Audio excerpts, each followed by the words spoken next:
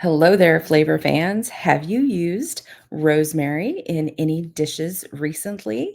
Well, I'm going to talk with you briefly tonight about how to use this wonderful herbaceous herb in a classic, quick, simple, delicious, elegant, nourishing dish of roasted potatoes. So maybe some of you used this wonderful herb this past holiday weekend on lamb dishes, goes well with any kind of meat, especially it goes well with pork, it goes well with beef, lamb, of course, and potatoes. So if you haven't seen or if you need to be reminded what rosemary looks like, here it is. It grows as a wonderful bush, grows very quickly. And thankfully, it is drought resistant. So, those of us that live in those areas that always are battling the drought, this is a great herb to have in your garden. And it's about that planting time. So maybe a good one to consider adding. So, rosemary, in addition to its wonderful flavor, and aroma, rosemary also offers several health benefits if you didn't know. It's been used for centuries in traditional medicine for its potential to improve digestion, boost cognitive function, and even enhance your mood. So there you go. Better digestion, better cognition, and mood boosting, all in rosemary. Who knew? So let's get cooking. Pick your potato, whether you want to use red, gold, russets. I used russets this past weekend.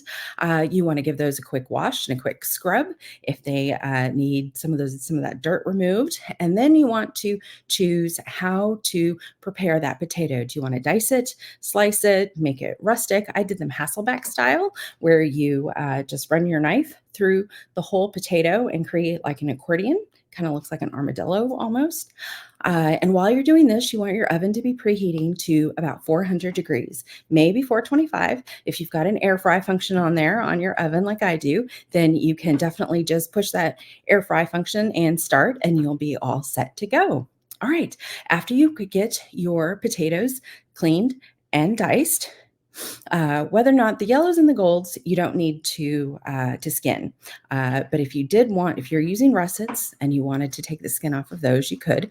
But doing them Hasselback style, like I did, leaving the skin on there gives it a little bit of extra texture. And as my mom always used to say, the skin is where all the vitamins are. Now I don't know how true that is, but it does help it crisp on the outside.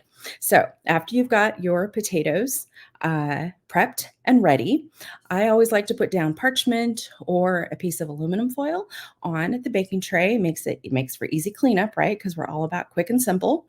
Then I put the potatoes on there. I will usually just toss everything on the baking tray because, again, I don't want to create more dishes at the end of the cooking endeavor. So I will put everything onto the tray, the potatoes, drizzle on a good amount of olive oil, salt, black pepper. For the chopped fresh herbs, you'll want to just go kind of against the grain here and pull off the individual rosemary stalks. And then you want to run your knife through those, get that nice finely chopped. You could even run it through your food processor if you wanted to.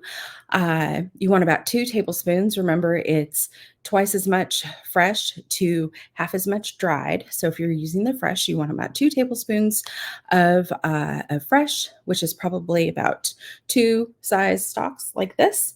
And or you could use dried, and then you want to sprinkle that on top. You could also add a little bit of paprika for a little bit of lift, a little bit more lift. You could add a little bit of thyme.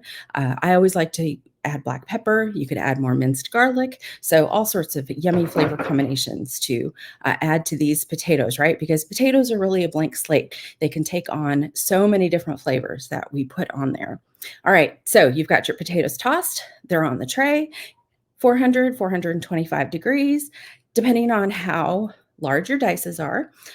This is going to take anywhere from 20 to 40-ish minutes. You're just going to want to keep an eye on it and make sure they're cooked through and make sure they're crispy on the outside. Okay, so once that's done, we're going to pretend there's the magic of television or or the magic of the cooking kitchen, and here we have Hasselback potatoes.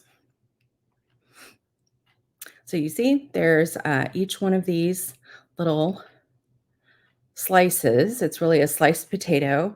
It's all connected at the bottom.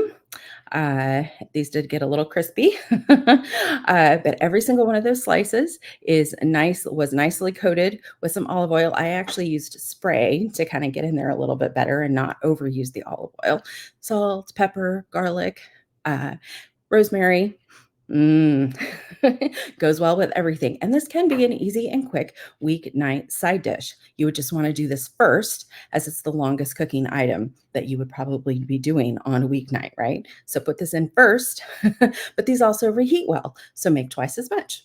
I love batch cooking, but not batch cooking in the way where I'm going to take out a whole afternoon and cook for the family for the whole week. What I like to do is just add 2 or 3 or 4 servings as I cook those first meals of the week.